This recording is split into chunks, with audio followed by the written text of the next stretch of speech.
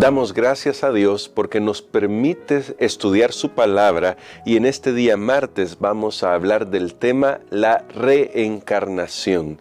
Este tema definitivamente es una consecuencia natural de creer en la inmortalidad del alma, pero vamos a ver, así como lo hemos visto con todos los demás temas asociados a esta idea de la inmortalidad del alma, que es una idea que no es adecuada para nuestra vida, realmente no es correcta.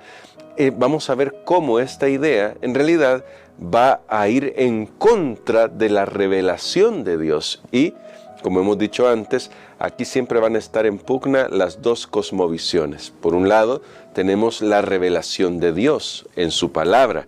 Y por otro, tenemos la idea satánica de la inmortalidad del alma en la que no necesitamos de Dios. Así que vamos a orar para que Dios nos ayude en el estudio que vamos a realizar en esta reflexión para este día. Querido y bondadoso Padre, tú eres el Rey de Gloria y queremos pedirte que por favor nos ayudes a comprender las lecciones espirituales que debemos extraer de tu palabra a fin de poder afirmar nuestros pies sobre la roca. Lo pedimos en el nombre de Cristo Jesús. Amén. Sobre el tema de la reencarnación, que es un tema bastante curioso porque cada religión en el mundo tiene su forma particular de ver esta idea. Algunos incluso tratan de hacerla cuadrar con la ciencia moderna. Eso ya hemos destacado como cuando no se comprende bien la ciencia, en realidad va a decir cosas que no están en armonía con la revelación de Dios, pero la ciencia bien comprendida siempre va a estar en armonía con la revelación divina. Pero hablando de la reencarnación y de las concepciones que la gente tiene sobre esta idea, los que creen en la reencarnación sostienen que el alma, como es inmortal, debe pasar por muchos ciclos de muerte y reencarnación a lo largo de milenios, de siglos de milenios, por toda la eternidad, mientras se va perfeccionando. Así que, según la idea de la reencarnación, que ahí vamos a escuchar frases que tal vez a veces la usamos en nuestro lenguaje cotidiano, que tienen que ver con el karma y el dharma y otro tipo de ideas. Aunque las usamos en nuestro lenguaje cotidiano, esas frases en realidad están relacionadas con esta idea de la reencarnación. Ahora bien, en esto de la reencarnación también está la idea de que cada vez que nos reencarnamos según como hayamos vivido en la vida anterior, si puedo decirlo así. Así que, como dije, hay muchas corrientes sobre esto. Podemos destacar las que señalan que dependiendo de la conducta se reencarna en otro ser humano o se reencarna en un animal inferior, como los llaman en este tipo de ideologías o filosofías. O si además, porque esto es platónico lo que voy a decir, de filosofía platónica, si eras un filósofo, si habías desarrollado tu conocimiento, entonces tienes la garantía que vas a reencarnar en un ser humano todavía mejor, en una mejor condición, en una mejor posición. ¿Notas lo que está de fondo allí? Lo que está de fondo ahí es, dependiendo de tus obras, así te va a ir en las reencarnaciones. Porque a la base de toda falsa doctrina, de toda falsa religión y de toda falsa ideología está la salvación por obras. Lo que podemos hacer para ganarnos el derecho a algo mejor. Y eso definitivamente choca frontalmente contra lo que la Biblia nos enseña de que aquellos que aceptan a Jesús son salvos por la gracia de Dios. Pero vamos a ir a algunos pasajes, porque, y esto yo quiero que lo veamos muy bien, vean cómo contrasta lo que la Biblia enseña con algunas concepciones de la reencarnación, porque algunos incluso creen que la reencarnación, hablando de lo que decía de reencarnar ya sea en un animal o en un insecto, dependiendo de cómo fuera nuestra conducta, entonces lo convierten en una idea de progreso espiritual, entre comillas, progreso espiritual, y que a medida que el alma se reencarna va accediendo a mayores conocimientos, a mayores niveles de moralidad, porque es un viaje hacia la perfección, según estas ideas. Aunque siempre va a resultar curioso que en esta idea de la reencarnación nunca pueden responder por qué es que cuando nacen no se acuerdan de nada y tienen que recurrir a prácticas espiritistas para recordar, entre comillas, una vida pasada.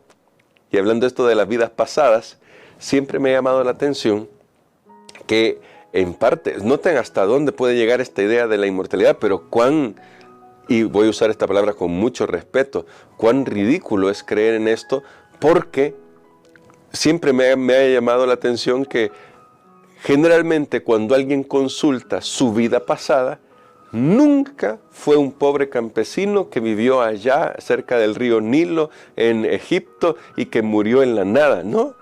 Siempre que se consulta la vida pasada, la gente dice que es o fue Cleopatra, Napoleón Bonaparte, algún alto funcionario en algún lugar o algún rey.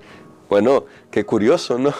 Que aquellos que se aprovechan de la ingenuidad de estos seres humanos que preguntan por sus vidas pasadas, siempre tienen que decirles que fueron un personaje importante, algún pintor importante, algún personaje importante. Siempre va a ser así.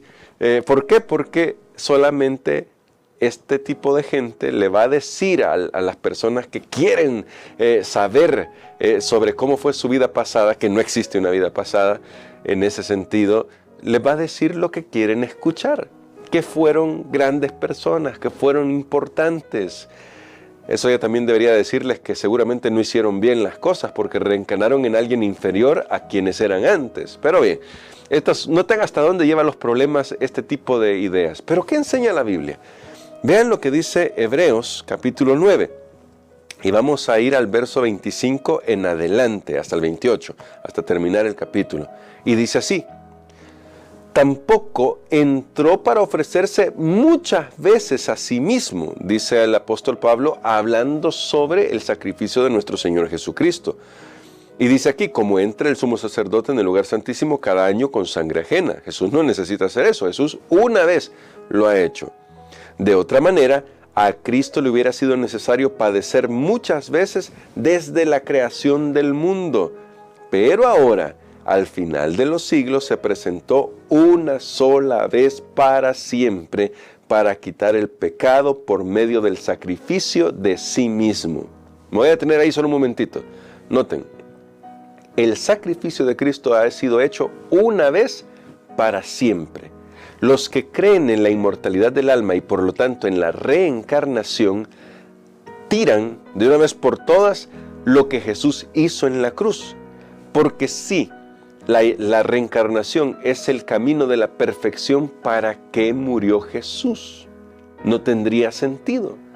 ¿Notan por qué es tan peligroso este engaño y por qué hemos hecho énfasis tanto en esto? Porque Satanás se esmera en que nosotros no miremos a Jesús así de claro.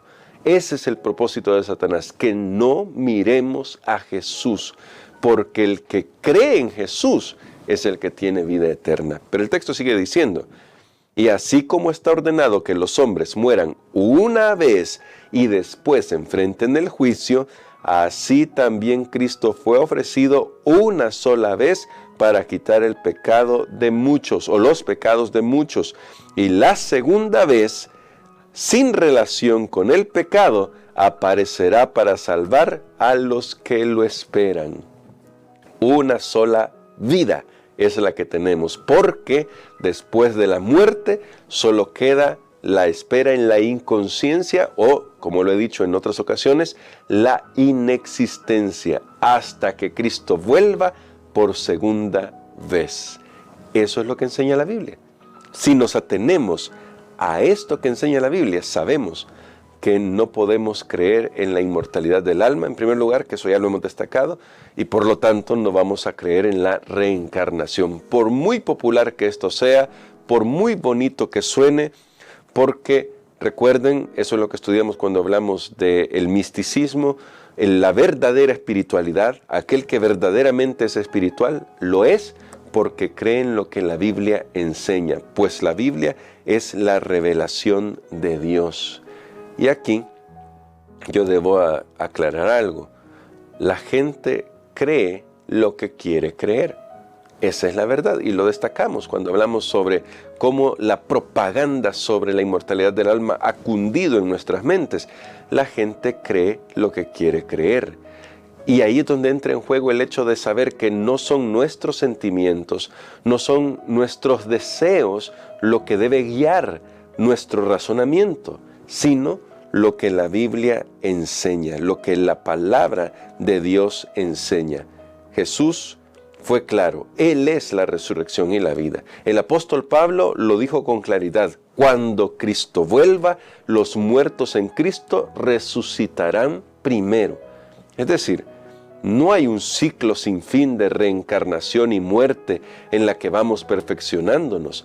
Es en esta vida, es mientras estamos vivos que debemos permitirle al Espíritu Santo que perfeccione nuestro carácter, que trabaje en nuestro ser.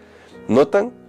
La idea de la reencarnación pone la responsabilidad sobre nuestra moralidad, sobre nuestra vida, en un futuro. Es como, mira, no te fue tan bien aquí, no te preocupes, te vas a reencarnar y entonces vas a tener otra oportunidad para ser mejor. Eso no es posible, eso no existe, ese es el engaño de Satanás, posponer las cosas para después. Hoy es cuando necesitamos tomar la decisión de entregar nuestra vida a Jesús. Hoy es el momento para permitirle al Espíritu Santo que transforme nuestros caracteres, porque lo que no hagamos aquí no se podrá hacer después. ¿Sí? Así de claro. Lo que no hagamos mientras estamos vivos no se podrá hacer después. Porque quizás no debería decir lo que no hagamos aquí, ¿verdad? Deberíamos decir lo que no hagamos ahora, no se podrá hacer después.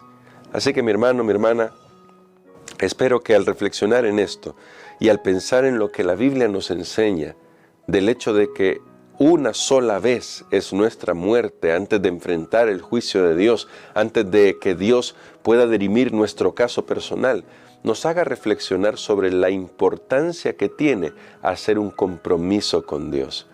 La Biblia es clara al señalar que solo en Jesús tenemos asegurada nuestra vida. Por eso es que necesitamos rendirle nuestro corazón a Él. Ese es el camino, ese es el verdadero camino hacia la vida eterna. Y hoy quiero invitarte a que me acompañes en una oración para decirle al Señor que nos guarde de todos estos engaños como el engaño de la reencarnación, para que confiemos en lo que Él puede hacer hoy en nuestro corazón. Así que vamos a orar. Padre querido, gracias te damos por tu palabra. Necesitamos de tu sabiduría para poder enfrentar estos desafíos, y tu sabiduría se encuentra en tu palabra, y tu palabra nos dice con claridad que aquel que cree en Jesús es el que está asegurado. Y aunque tengamos que ir al descanso antes que Cristo venga por segunda vez, nuestra garantía está en la resurrección. Gracias, amado Padre, por cuidarnos. Gracias porque tu palabra nos guía. Gracias porque aquí está nuestro escudo frente a los engaños de Satanás. Oramos en el nombre de Cristo Jesús. Amén.